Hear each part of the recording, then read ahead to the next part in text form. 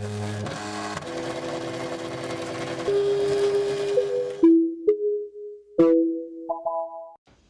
family, it's your favorite crafting cousins, Sharika and SB from SVG OnDemand, and welcome to your tutorial.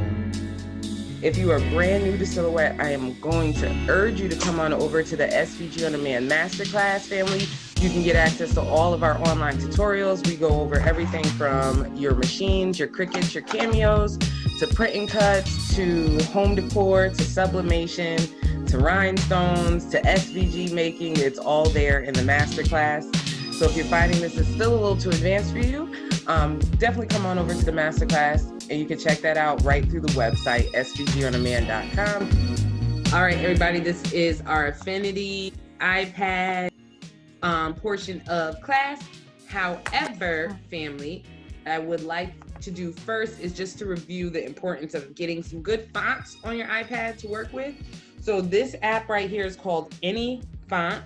I downloaded that. And now I have fonts already downloaded. All of these fonts have been uploaded already to my iPad, but just to give you a brief on how you do this little plus sign right here at the top in the middle gives you a couple of different places you can go, but y'all already know where I go. I default to the font. And so right now, ooh, randomly cute. See, look, I don't even gotta go no further. Download, that's all I do. Just gonna hit download. Caramel candy. I'm just gonna search caramel. Oh, look at it. God, that's cute too. Download.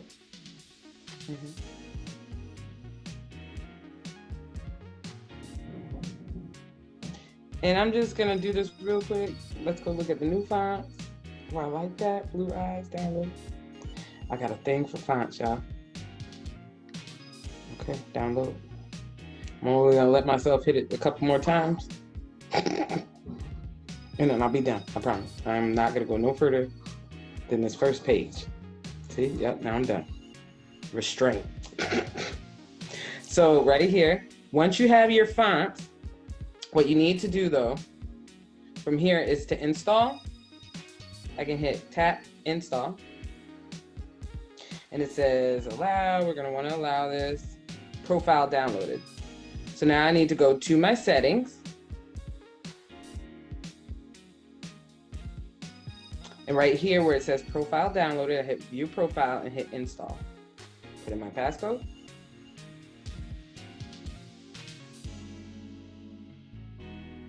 Install. Done.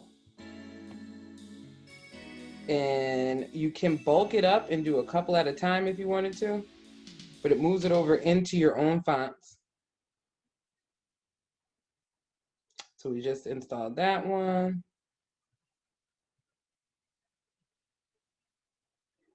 And that's as easy as it goes. And you do that for each one that you want to do. Now I'm going to go and we're going to focus on Affinity. Wow. My Apple pen. So right here, ready to go. So here's one that I was playing with. This is something that I made earlier where I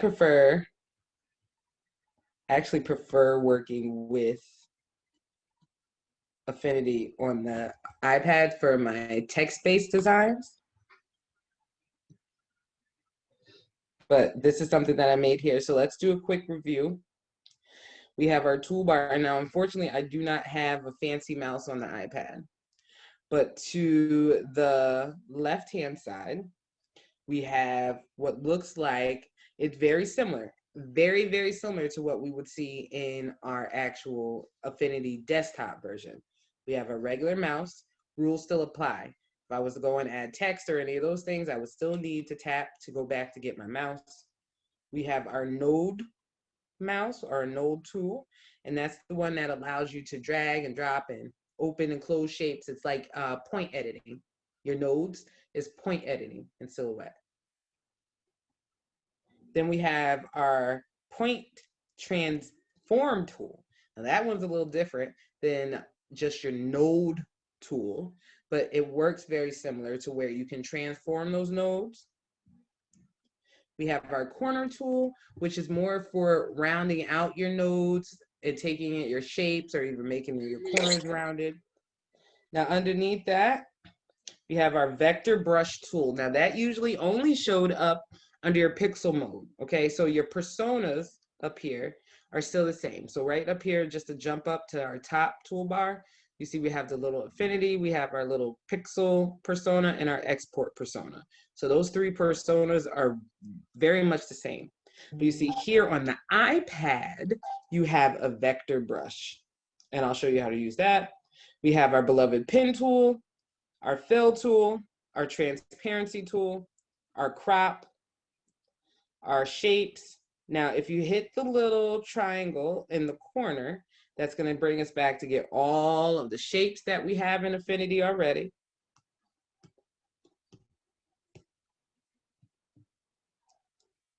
And if you ever lose your toolbars, look up in the top right-hand corner for this little double arrow in a box. That's probably because you went full screen on yourself. From there, we have our text tool. Same thing, art text, frame text. And then we have a color picker tool. Now, on the other side, this little circle represents our color panel. So if we wanted to change our colors, that would be that color box that would show up on our screen. Here is our stroke panel, which is going to control that line styles and things like that. These are brushes. Now, this is where we get a little fancy. If you can notice that the brushes that come on the iPad app they're not as, well, you have a lot more, and you have a lot more options than what you would have on the desktop for free. And all of these are free. I didn't download any. Okay, so each and every one of these, like, look at this one, it's so pretty. I shouldn't make it white though.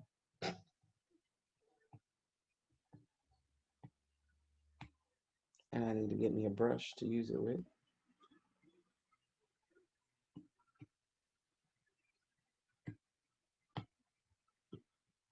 See that? It gives you like that paintbrush stroke.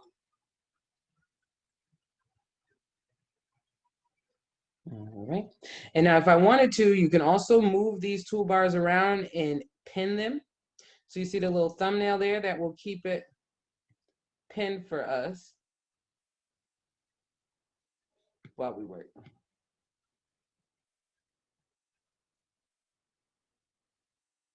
All right.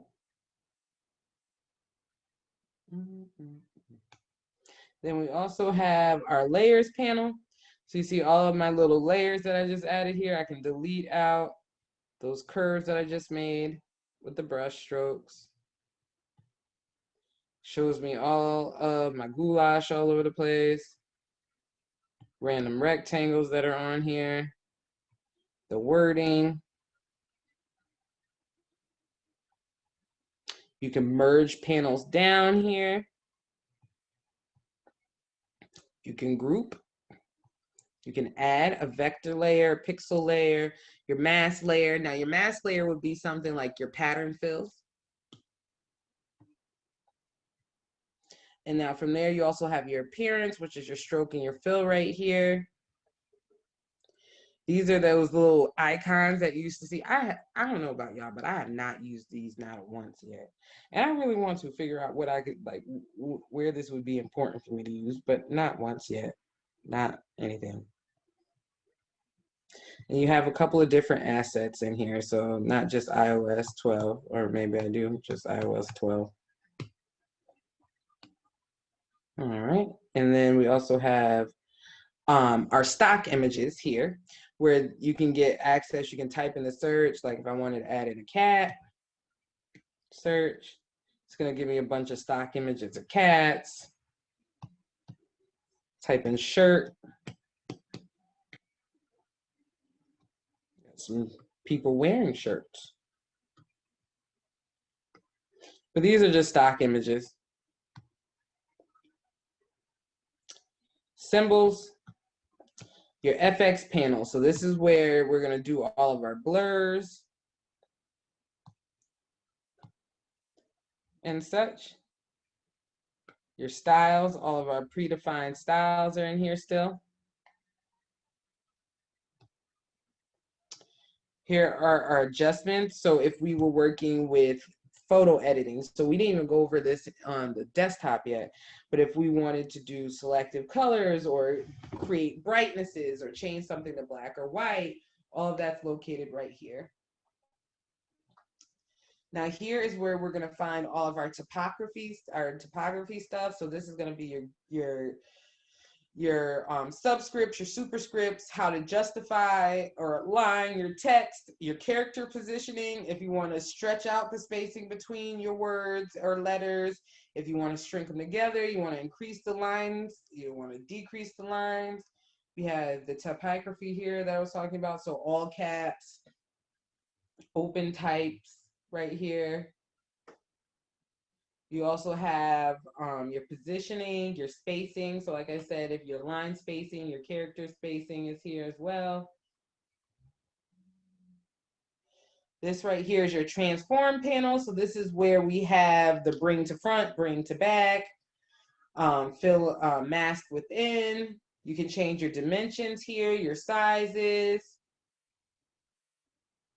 Then we have here, which is just your navigator, where you can just view your screen, your view mode.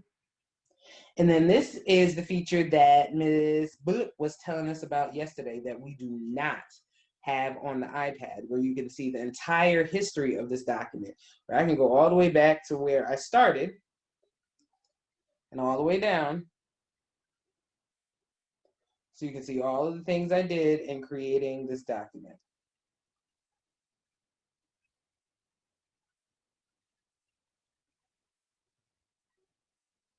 It takes you all the way through.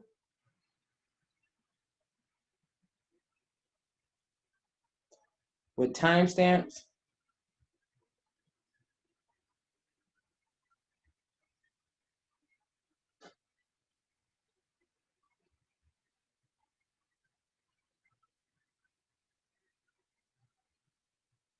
All the way straight to right here, where I was messing around with it.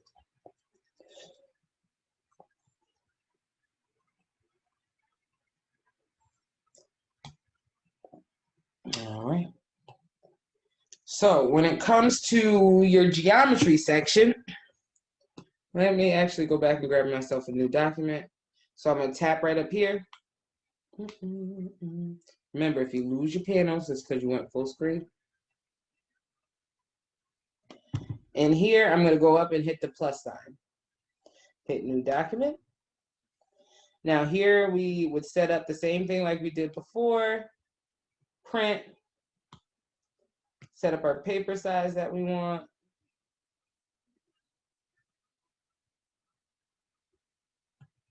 Let me see my letter here.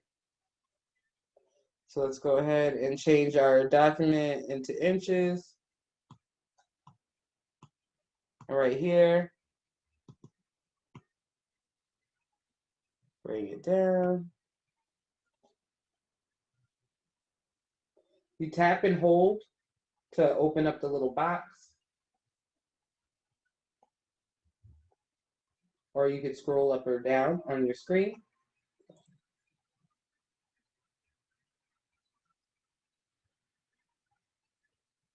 Hit OK. Our DPI, set it for 400. Transparent background selected. Color, RGB8. Color format, right there. We're all set to go. We're going to hit OK. And here's our 8.5 by 11. So if I want to go and grab myself a shape, I'm going to go and grab myself, let's do a triangle. Triangle. Let's color our triangle by going up and tapping on the color that we wanted. Let's grab ourselves another shape. to a heart. Change that color. Go back, grab our mouse. Now, just to show you some of the nodes, if we go to node mode, it gives me my little line here. I can hit that little dot. Whatever you see as a little dot that you can adjust, bring that down. I'm going to do point transform. You see, I've created a point now where I am transforming my shape around the point. And all I did was I clicked anywhere that I wanted on the actual page. And this is how you're going to get kind of like that perspective type shaping of things, where like if you wanted to skew it to look like it was laying down or to the side, but it's all transforming, it's all around this point. The closer you are to the point, the smaller. The farther away from the point, the bigger. And that's what you can do with your transform point tool. We also have the corner tool, where we can round out our corners. We select any portion of the shape that we want to round out. Click that little the little square. Drag down to make it more round. Drag up to make it more sharp.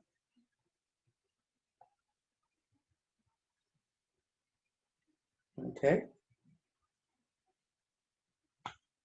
Go back, grab your regular mouse. Now, if we were going to go ahead and put these two shapes together,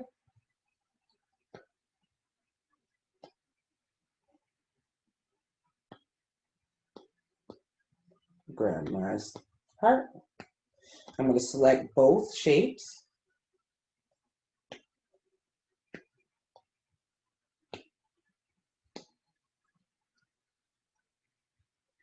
Let me go to my layers panel.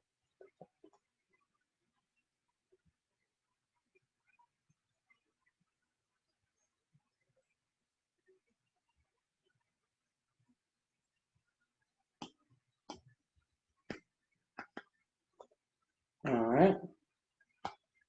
I want to select inside. My little geometry shapes down here. Hold on 1 second, honey.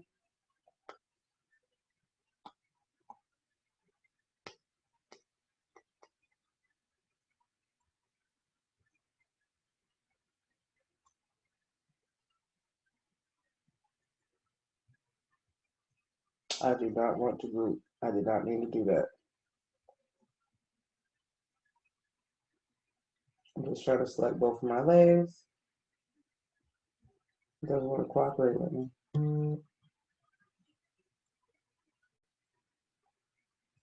Add to selection. Add to selection. Come on. And it doesn't want to cooperate, family. You should just be able to hit add to selection and grab them both. Doesn't like me today.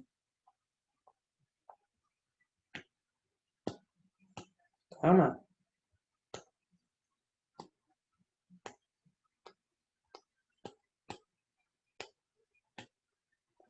All right.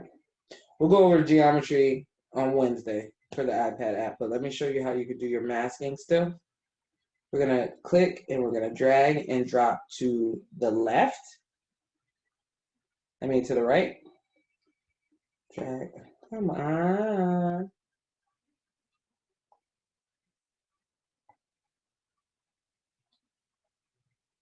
Yeah, I don't know why it wants to be so fickle on me. Okay, now it's going to go my little clock. Let's go back.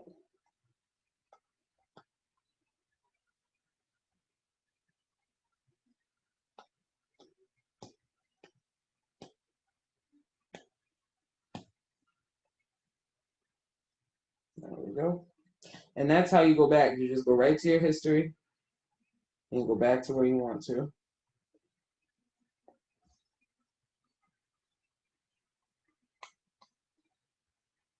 All right, layers. Everything's good. Now, if I line this up here, drag and drop. And now you see our heart is inside of our triangle. Same philosophy with your layers. Drag and drop to the left, drag and drop to the right. So if you drag and drop to the right, it's going to fill the shape with whatever you're dragging and dropping to. If you drag and drop to the left, it does the exact opposite. So the triangle would be in the heart, or the heart would be in the triangle. You get it?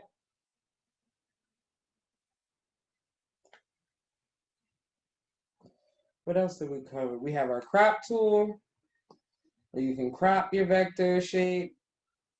We also have our transparency tool that we didn't really cover. This is going to be more covered on Wednesday, but just to show you here for your transparency tool how that works,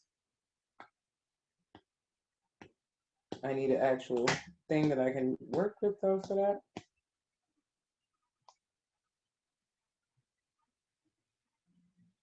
Let's convert this to curves.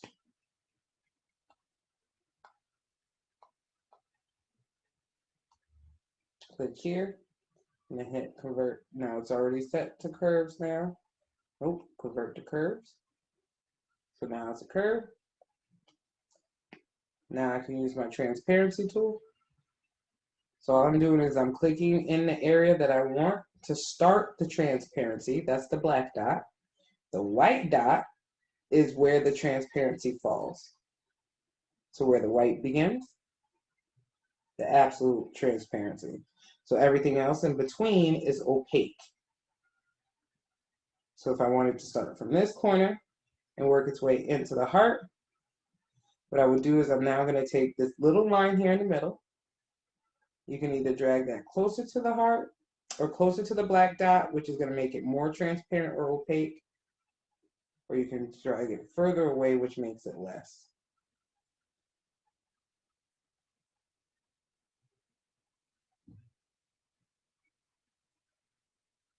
The shorter it is, the more transparency you get.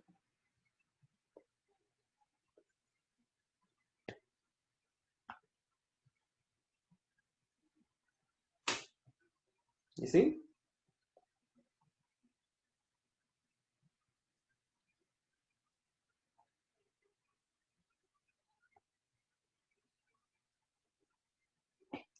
Now in terms of our text tool, same thing, family.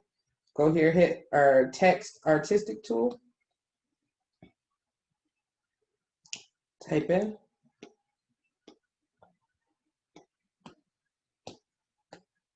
There we go, grab my mouse.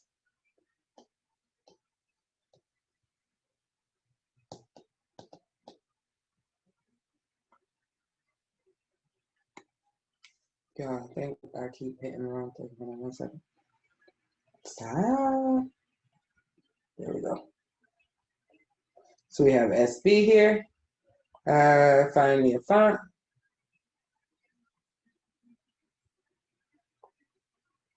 Ooh, I like it. I like that. Yes. All right. And then let's see.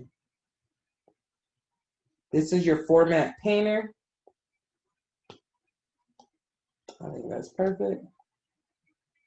You go ahead. If we wanted to stylize it, we absolutely could. Just simply by going over to the FX. Now we could put an outline on it. We could do our built-in styles.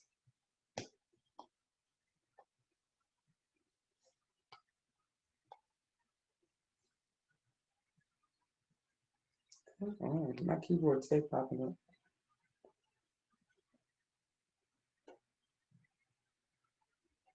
And this is the exact same as what we have on the desktop for these.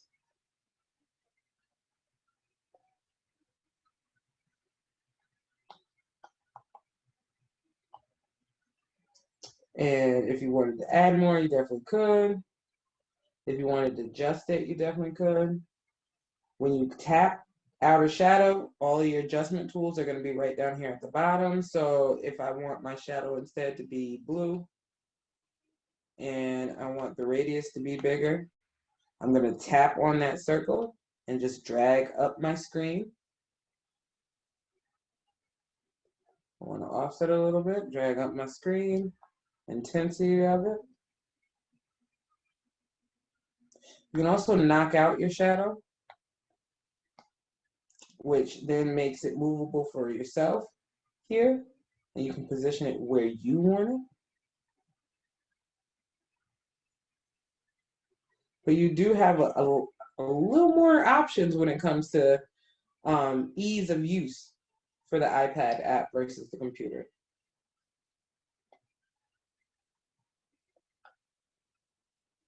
What else did we go over on the desktop app already?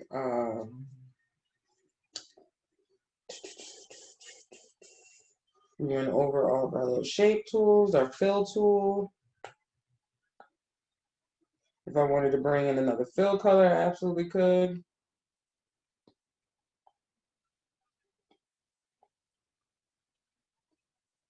Let's see.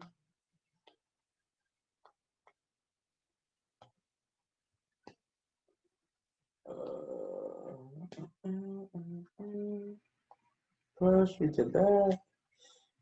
We have this.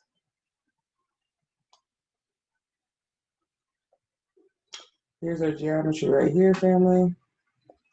I want to convert this to curves. Now I have a curve versus having text.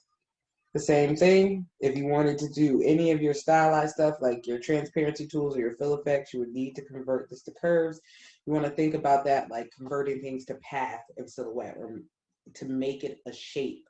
So when you convert to curves, it's like converting to path and silhouette. So the same thing we would do for our text and things like that. We need to do that here in Affinity as well. So think convert to curves is like convert to path. Expand stroke.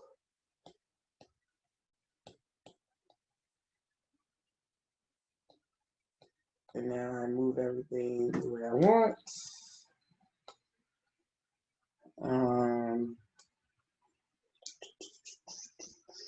We can separate and merge curves. So I select my grouping. Group. Now all one group. What else? We can duplicate here.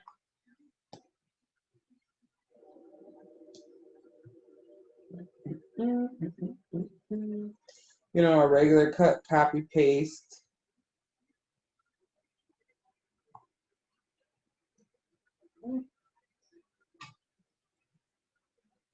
I think that covers everything that we've covered so far on the iPad.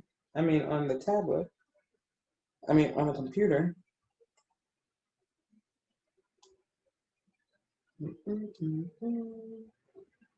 We here have our exports and our place options. No, I didn't go over our place options. So here's our place image right here. So we want import from cloud or import from pictures. So if I wanted to add something, the same philosophy, I can drag and drop it where I want it.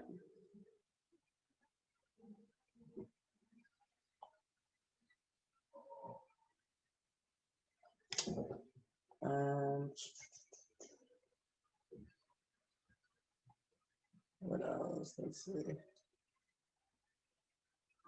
Our canvas, we did go over artboard, but we've discussed how that's like, I never use it. We do have the little assistant here that I find very helpful. That helps turn on things. So like if you start doing things that the program's like, why isn't it working? And it gives you a little pop-up saying, oh, well, you can't use this vector or pixel brush because you didn't create a pixel layer, or you would have to convert to curves before you do this function. This is really helpful. What else? We got our bleed settings, our snapping. Enable snapping, that should be, I don't even know how I didn't have that on. This allows for the snapping to snap to the grid. So like when you move things around, you see our little guidelines appear, so we know that we're in the middle of the page or we're in the middle of an object. We have our exports, where you have your same options: PNG, JPEG, GIF, TIFF, XCR, HDR, TGA, PSD, PDF, EPS, and SVG. For the most part, we will be saving as PNGs. I do not make my pings matte. You can, though. You can matte them out, but I don't understand why you would go through all of that work to create a really hot ping and then have to on matte.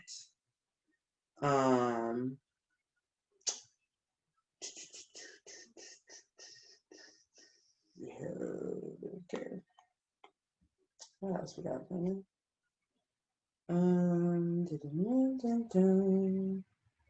We have our print options.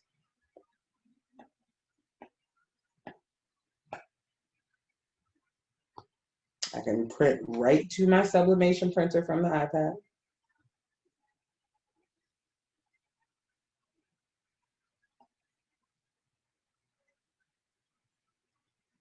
Oh, please don't print. Oh, that's gonna print. There you go, see? It prints right to the iPad. What else? I think that's really about it that we've covered already on the desktop. Like I said, we have our pen tool, which still allows us to create and draw. Huh. Look at that. That's nice.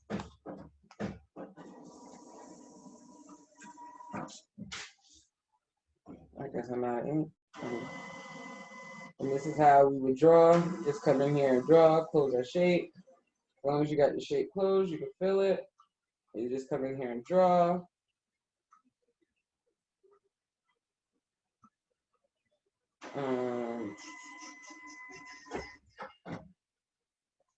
Here's our pen tool. Remember, we were creating our little shapes.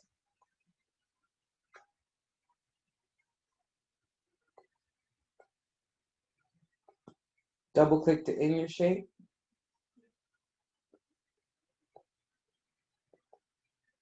And as long as you connect your points, you can fill it.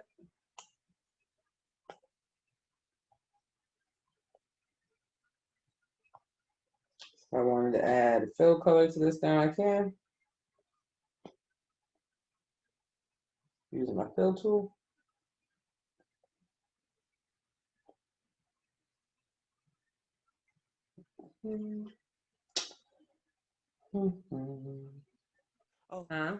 So if I had, let's say I had multiple shapes like I got in the panels right here. So I have this here, I have my name on and all of this. And I only want to select the heart and the triangle. SV. Yes.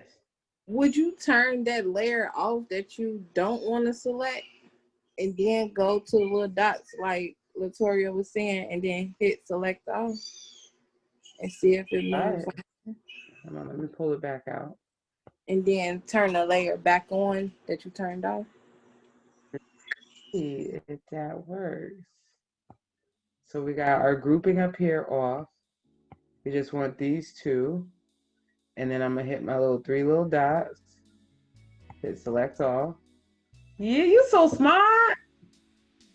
So you got to turn off there's no way. There's absolutely no way that every time I wanted to select multiple shapes that I would have to turn off all the other shapes, but this does work. So just to show you guys up here, to go back to our geometry functions, now that we have those two selected, we can always do the add, where now we would add,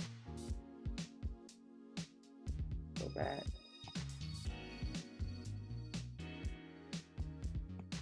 Right here, subtract, go back, divide. It's already pretty much divided though.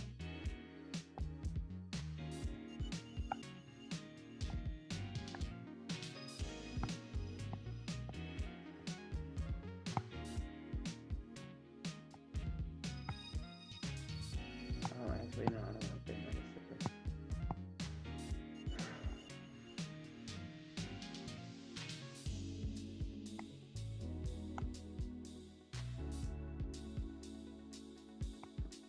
And then we can hit divide. And now you can see it better since I've put my heart off kind of to the edge. You can see where it divided that curve off.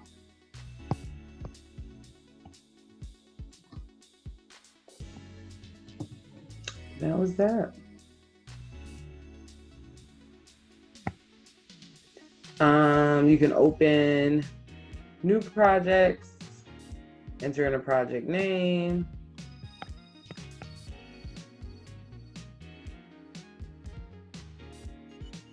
And you can save within this. So if I wanted to create a new project, like a new document, all of it's going to save in that project. So now under this SVG project, it has this stored here versus it all just showing up here. You can see I can save multiple documents within that. So like mystery box. If I had one, I can put all the mystery box files or documents that I created within that one project.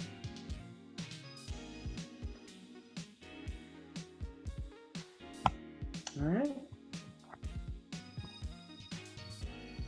And that's all I have for you for this.